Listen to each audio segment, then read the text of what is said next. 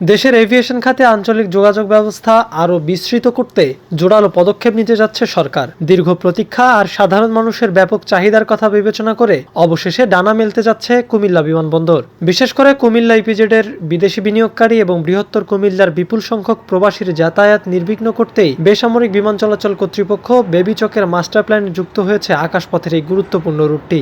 এর ফলে শুধু দীর্ঘদিনের যাতায়াত ভোগান্তি দূর হবে না, বরং এই অঞ্চলের সামগ্রিক অর্থনীতি ও ব্যবসা বাণিজ্যেও যোগ হবে নতুন গতি।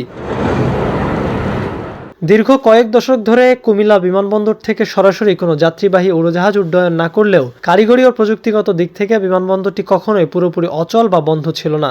গুরুত্বপূর্ণ একটি আকাশ রুটে অবস্থান হওয়ার কারণে এর শক্তিশালী নেভিগেশনাল ডিভাইস বা ডিওআর ডিএমই সিগন্যাল ব্যবহার করে প্রতিদিন আন্তর্জাতিক রুটে চলাচলকারী প্রায় 40 থেকে 50টি বিদেশি উড়োজাহাজকে আকাশপথের দিক নির্দেশনা দেওয়া হচ্ছে। শুধুমাত্র এই সিগন্যাল ব্যবহারের উপর ভিত্তি করে প্রতি মাসে প্রায় 20 থেকে 30 লাখ টাকার বিপুল বৈদেশিক মুদ্রা রাজস্ব আয় করছে বাংলাদেশ। তবে এবার শুধু সিগন্যাল বা দিক নির্দেশনাতেই সীমাবদ্ধ না থেকে সরাসরি যাত্রী পরিবহনের মাধ্যমেই এই বিমানবন্দরটিকে দেশের একটি লাভজনক এভিয়েশন হাবে পরিণত করতে চাইছে কর্তৃপক্ষ।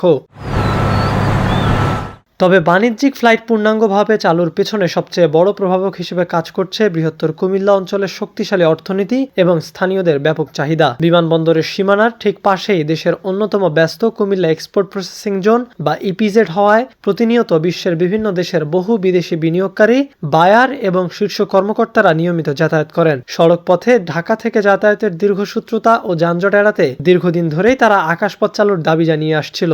এছাড়া দেশের প্রবাসী আয়ের অন্যতম শীর্ষ জেলা হওয়ায় বিপুল সংখ্যক প্রবাসী এবং তাদের পরিবারের সদস্যদের যাতায়াতের সুবিধার্থে সেই সাথে স্থানীয় ব্যবসা বাণিজ্যের প্রসারে অভ্যন্তরীণ রুট চালুর কথার বিকল্প নেই বলে মনে করছেন অর্থনীতিবিদ ও এভিয়েশন বিশেষজ্ঞরা।